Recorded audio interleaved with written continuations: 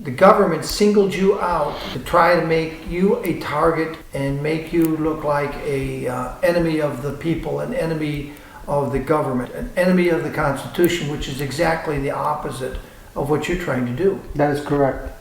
Did I misstate anything there? No. No, you didn't. Remember, since 1994, we have been asking them to show us the law requiring the average American to pay a tax on the fruits of our labor. They have never done so.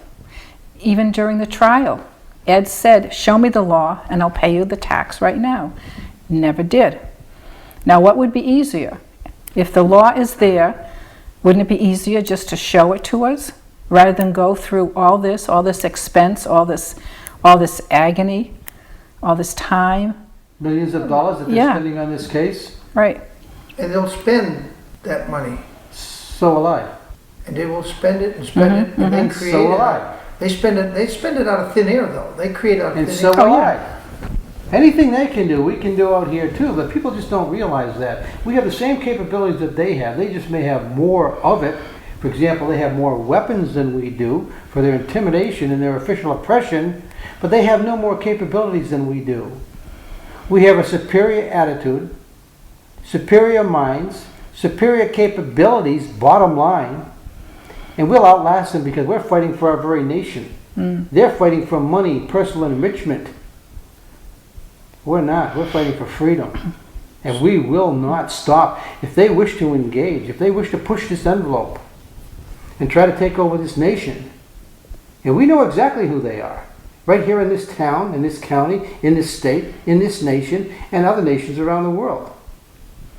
They try to blame this stuff on the Al-Qaeda or Omar bin Laden and other people like that for these things that are happening, when they're the ones that are actually doing it for fact of record.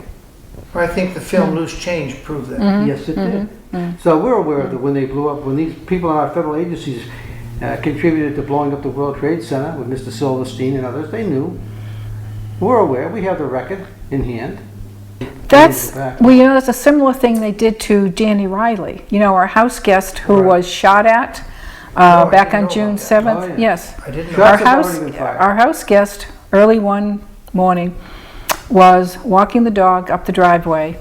He had a cup of coffee in his hand and came upon 13 federal agents dressed in ghillie suits all along the driveway who shot at him. 2 shots both shots went right past his head. He yelled at them to stop shooting. He was unarmed. They jumped out, threw him to the ground, and once they had him on the ground, they tased him. And then they After they got him on the ground, they After they got him on the ground. That's correct. Yes. Isn't that torture? Yes, it I'd is. say so. In law and definition, it is torture, yes. And they then took him elsewhere, and St. Gordon's National Park. we're trying to get information from him, trying to get him to be a spy for us or whatever, and told him that the official story was to be that 2 local police officers were coming down here to serve us papers, and he ran into them and they arrested him. And that if he told anyone what actually happened, he could get up to life in prison. Danny very cleverly went home, and the first thing he did was he made a video and put the whole truthful situation right out on the internet, which was the best thing for his own protection that he could have done. People don't seem to realize the best thing you can do is go public. Now Tell the truth. that day they had 6 state police cars from Maine, New Hampshire, and Massachusetts at a staging area about a mile down the road. 12. They had 4. It came down like at 7:30 in the morning. They had 6 state police cruisers from Maine, New Hampshire, and Massachusetts, escorting 2 armored personnel carriers heading south on 12A toward our location. It's a phone call I received about 5 minutes after they arrested Danny Riley, about 8:30, about an hour later. Then I got another phone call saying there were 2 more armored personnel carriers with 6 more state troopers. That's a total of 12 cruisers now from 3 different states heading south in our direction. Then as it turned out later on in the day, we found out that they had, which of course put us on full alert here. And thank God, or whatever powers that bear, that those agents did not come down that driveway that day, because a lot of them would have been dead. That was horrible. I was out on the front steps when I heard the shots. My dog came tearing down the driveway, ran right past me, right into the house. She was afraid. I heard the shots. I knew something was bad was going down. So Why did Danny submit to the arrest? Isn't he a free man? Why didn't he just say, you're not taking me down? Yeah. They physically, they got the guns on. They've already fired 2 shots, and obviously they intended to kill. Now, lethal force action is when you fire shots or fire anything in the direction, just in the direction of somebody. That's lethal force, on the definition of lethal force. Look it up. So they using lethal force just to stop him. For a man walking his dog. The man walking his dog. He was just physically He was in a overpowered. t-shirt with shorts on, so obviously, and sneakers. So you obviously could see he had no gun and weapons on him. Right. But they fired anyway. And they were on your property or just off your No, property? they never reached the property. They did come onto the driveway, which is the right of way that I have.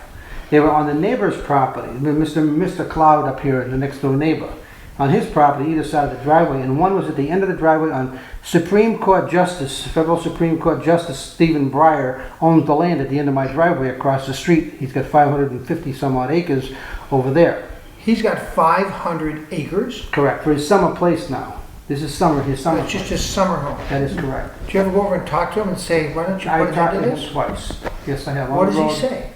He said he cannot, Mr. Brown, he said, I cannot discuss any of the subject matter unless I'm seated on the bench, in session with the Supreme Court. I said, well, Mr. Brown, this whole country's heading for a war, another Revolutionary War. He says, that may be, he says, but I can't discuss it right now. That's what he said both times. What do you hope he might have said? That we should investigate this and we should look into it further and clarify it and do something about it. You're hoping he would have said the Supreme Court will investigate, but the Supreme Court doesn't investigate. I don't care.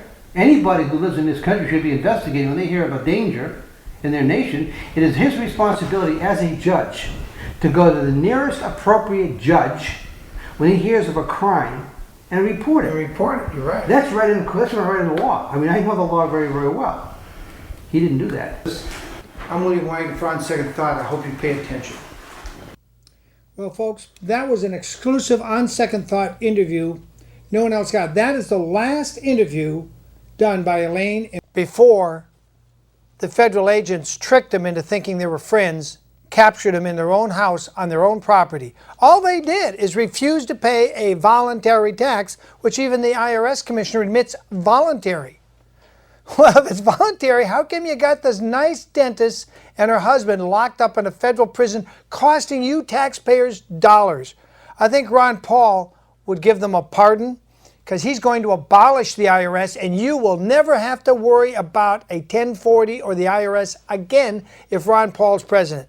He believes the way I do. And the thing is, I think he should win. Because he's pro-life. Right? He's a Christian. Right. He's for our Second Amendment. He wants to defend our borders and stop illegal people from coming into this country. Right. He wants to abolish the IRS. What's wrong with any of that? It's all good. It's the stuff Bush has failed to do. Well, I'm William Wagner.